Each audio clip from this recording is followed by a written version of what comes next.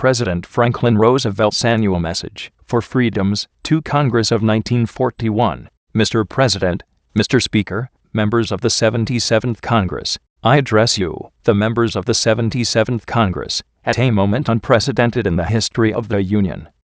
I use the word unprecedented because at no previous time has American security been as seriously threatened from without as it is today, since the permanent formation of our government, under the Constitution, in 1789. Most of the periods of crisis in our history have related to our domestic affairs. Fortunately, only one of these, the 4-year war between the states, ever threatened our national unity. Today, thank God, 130 million Americans, in 48 states, have forgotten points of the compass in our national unity. It is true that prior to 1914 the United States often had been disturbed by events in other continents. We had even engaged into wars with European nations, and in a number of undeclared wars, in the West Indies, in the Mediterranean, and in the Pacific, for the maintenance of American rights, and for the principles of peaceful commerce. But in no case had a serious threat been raised against our national safety, or our continued independence. What I seek to convey is the historic truth that the United States as a nation has at all times maintained clear, definite opposition to any attempt to lock us in behind an ancient Chinese wall while the procession of civilization went past. Today, thinking of our children and of their children, we oppose enforced isolation for ourselves or for any other part of the Americas. That determination of ours, extending over all these years, was proved, for example, during the quarter-century of wars following the French Revolution, while the Napoleonic struggles did threaten interests of the United States because of the French foothold in the West Indies and in Louisiana, and while we engaged in the War of 1812 to vindicate our right to peaceful trade. It is nevertheless clear that neither France nor Great Britain, nor any other nation, was aiming at domination of the whole world. In like fashion from 1815 to 1914, 99 years, no single war in Europe or in Asia constituted a real threat against our future, or against the future of any other American nation. Except in the Maximilian interlude in Mexico, no foreign power sought to establish itself in this hemisphere, and the strength of the British fleet in the Atlantic has been a friendly strength. It is still a friendly strength. Even when the World War broke out in 1914, it seemed to contain only small threat of danger to our own American future. But, as time went on, the American people began to visualize what the downfall of democratic nations might mean to our own democracy. We need not overemphasize imperfections in the Peace of Versailles. We need not harp on failure of the democracies to deal with problems of world reconstruction. We should remember that the peace of 1919 was far less unjust than the kind of pacification which began even before Munich, and which is being carried on under the new order of tyranny that seeks to spread over every continent today. The American people have unalterably set their faces against that tyranny. Every realist knows that the democratic way of life is at this moment being directly assailed in every part of the world, assailed either by arms or by secret spreading of poisonous propaganda by those who seek to destroy unity and promote discord in nations that are still at peace. During 16 long months this assault has blotted out the whole pattern of democratic life in an appalling number of independent nations, great and small.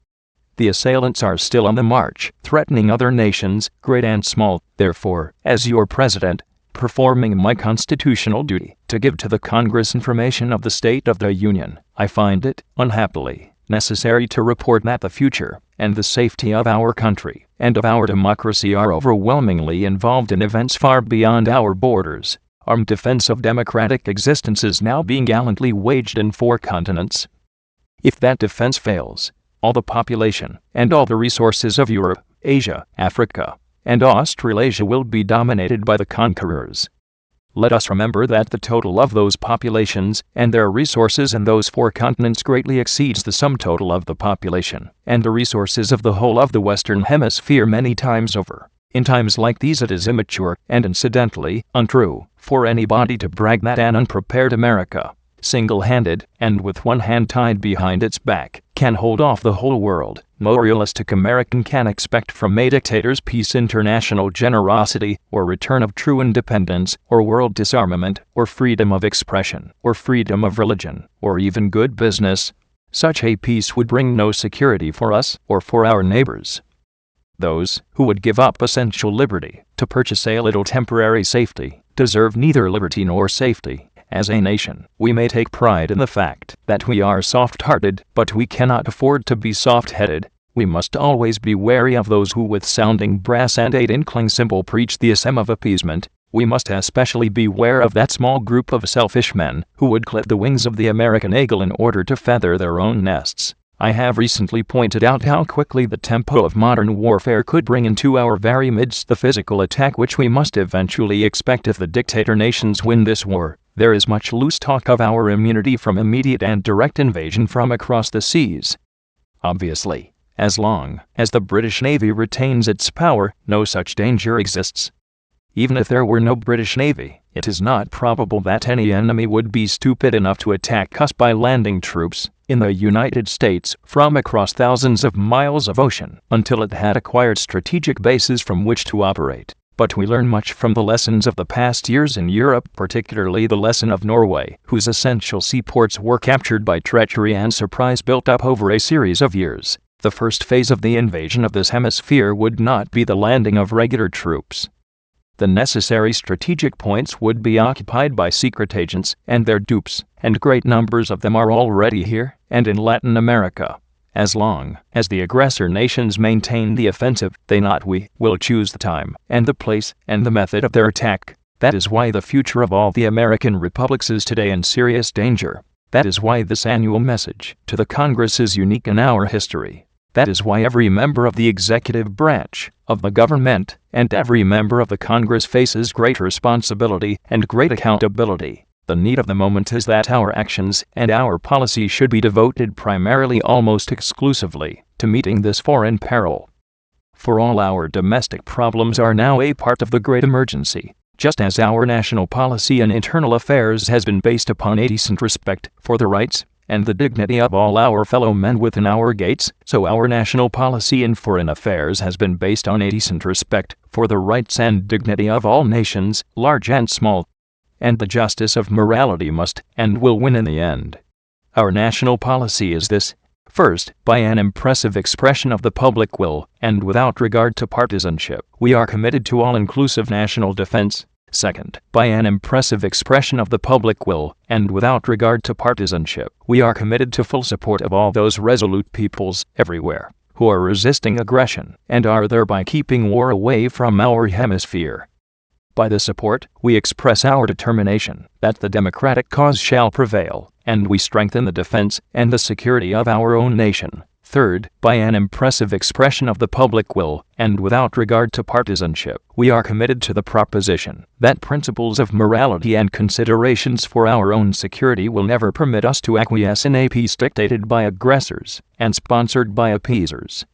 We know that enduring peace cannot be bought at the cost of other people's freedom. In the recent national election, there was no substantial difference between the two great parties in respect to that national policy. No issue was fought out on this line before the American electorate.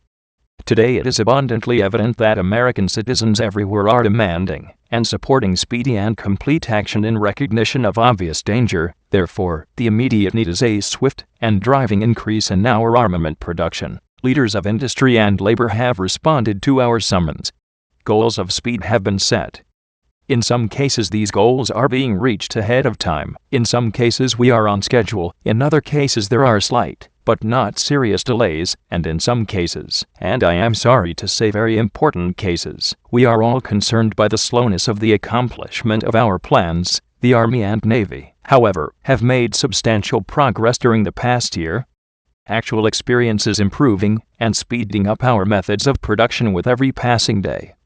And today's best is not good enough for tomorrow. I am not satisfied with the progress thus far made. The men in charge of the program represent the best in training, in ability, and in patriotism. They are not satisfied with the progress thus far made. None of us will be satisfied until the job is done, no matter whether the original goal was set too high or too low. Our objective is quicker and better results. To give you two illustrations, we are behind schedule in turning out finished airplanes. We are working day and night to solve the innumerable problems, and to catch up, We are ahead of schedule in building warships, but we are working to get even further ahead of that schedule, to change a whole nation from a basis of peacetime production of implements of peace to a basis of wartime production of implements of war is no small task.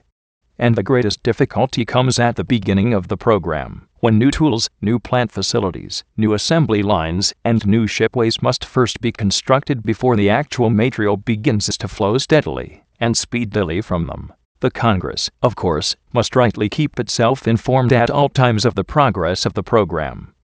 However, there is certain information, as the Congress itself will readily recognize, which, in the interests of our own security and those of the nations that we are supporting, must of needs be kept in confidence. New circumstances are constantly begetting new needs for our safety. I shall ask this Congress for greatly increased new appropriations and authorizations to carry on what we have begun.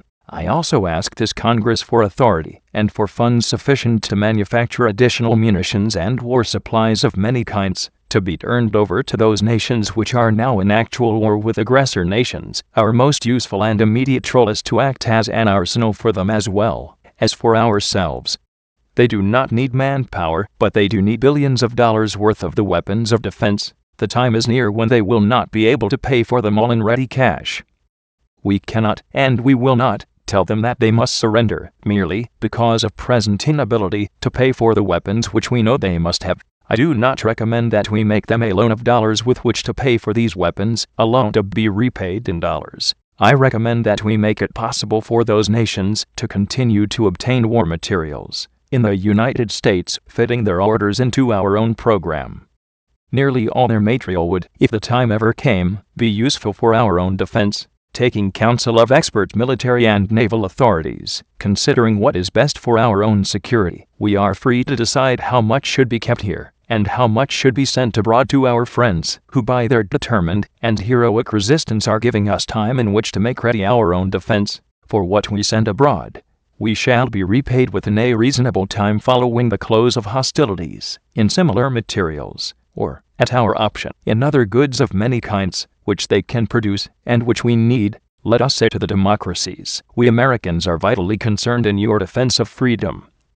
We are putting forth our energies, our resources, and our organizing powers, to give you the strength to regain and maintain a free world.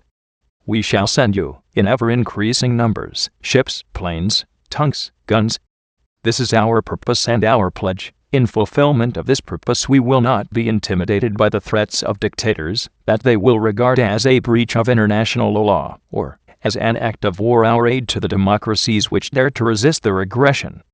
Such aid is not an act of war, even if a dictator should unilaterally proclaim it so to be. When the dictators, if the dictators, are ready to make war upon us, they will not wait for an act of war on our part. They did not wait for Norway or Belgium or the Netherlands to commit an act of war. Their only interest is in a new one-way international law, which lacks mutuality in its observance, and, therefore, becomes an instrument of oppression. The happiness of future generations of Americans may well depend upon how effective and how immediate we can make our aid felt. No one can tell the exact character of the emergency situations that we may be called upon to meet. The nation's hands must not be tied when the nation's life is in danger. We must all prepare to make the sacrifices that the emergency, almost as serious as war itself, demands. Whatever stands in the way of speed and efficiency in defense preparations must give way to the national need. A free nation has the right to expect full cooperation from all groups. A free nation has the right to look to the leaders of business, of labor, and of agriculture to take the lead in stimulating effort, not among other groups, but within their own groups. The best way of dealing with the few slackers or troublemakers in our midst is, first, to shame them by patriotic example, and, if that fails, to use the sovereignty of government to save government. As men do not live by bread alone, they do not fight by armaments alone. Those who man our defenses, and those behind them who build our defenses, must have the stamina and the courage which come from unshakable belief in the manner of life which they are defending. The mighty action that we are calling for cannot be based on a disregard of all things worth fighting for. The nation takes great satisfaction and much strength from the things which have been done to make its people conscious of their individual stake in the preservation of democratic life in America. Those things have toughened the fiber of our people, have renewed their faith, and strengthened their devotion to the institutions we make ready to protect. Certainly this is no time for any of us to stop thinking about the social and economic problems which are the root cause of the social revolution which is today a supreme factor in the world. For there is nothing mysterious about the foundations of a healthy and strong democracy. The basic things expected by our people of their political and economic systems are simple. They are equality of opportunity for youth and for others, jobs for those who can work, security for those who need it, the ending of special privilege for the few, the preservation of civil liberties for all, the enjoyment of the fruits of scientific progress in a wider and constantly rising standard of living. These are the simple, basic things that must never be lost sight of in the turmoil and unbelievable complexity of our modern world. The inner and abiding strength of our economic and political systems is dependent upon the degree to which they fulfill these expectations. Many subjects connected with our social economy call for immediate improvement. As examples, we should bring more citizens under the coverage of old age pensions and unemployment insurance. We should widen the opportunities for adequate medical care. We should plan a better system by which persons deserving or needing gainful employment may obtain it. I have called for personal sacrifice. I am assured of the willingness of almost all Americans to respond to that call. A part of the sacrifice means the payment of more money and taxes. In my budget message, I shall recommend that a greater portion of this great defense program be paid for from taxation than we are paying today. No person should try or be allowed to get rich out of this program, and the principle of tax payments in accordance with ability to pay should be constantly before our eyes to guide our legislation. If the Congress maintains these principles, the voters, putting patriotism ahead of pocketbooks, will give you their applause. In the future days, which we seek to make secure, we look forward to a world founded upon 4 essential human freedoms. The first is freedom of speech and expression, everywhere in the world. The second is freedom of every person to worship God in his own way, everywhere in the world. The third is freedom from want, which, translated into world terms, means economic understandings which will secure to every nation a healthy peacetime life for its inhabitants everywhere in the world. The fourth is freedom from fear, which, translated into world terms, means a worldwide reduction of armaments to such a point, and in such a thorough fashion, that no nation will be in a position to commit an act of physical aggression against any neighbor, anywhere in the world. That is no vision of a distant millennium. It is a definite basis for a kind of world attainable in our own time and generation. That kind of world is the very antithesis of the so-called new order of tyranny which the dictators seek to create with the crash of a bomb. To that new order we oppose the greater conception, the moral order. A good society is able to face schemes of world domination and foreign revolutions alike without fear. Since the beginning of our American history, we have been engaged in change, in a perpetual peaceful revolution, a revolution which goes on steadily, quietly adjusting itself to changing conditions without the concentration camp or the quicklime in the ditch. The world order which we seek is the cooperation of free countries working together in a friendly, civilized society. This nation has placed its destiny in the hands and heads and hearts of its millions of free men and women, and its faith in freedom, under the guidance of God. Freedom means the supremacy of human rights everywhere. Our support goes to those who struggle to gain those rights or keep them. Our strength is our unity of purpose. To that high concept there can be no end save victory.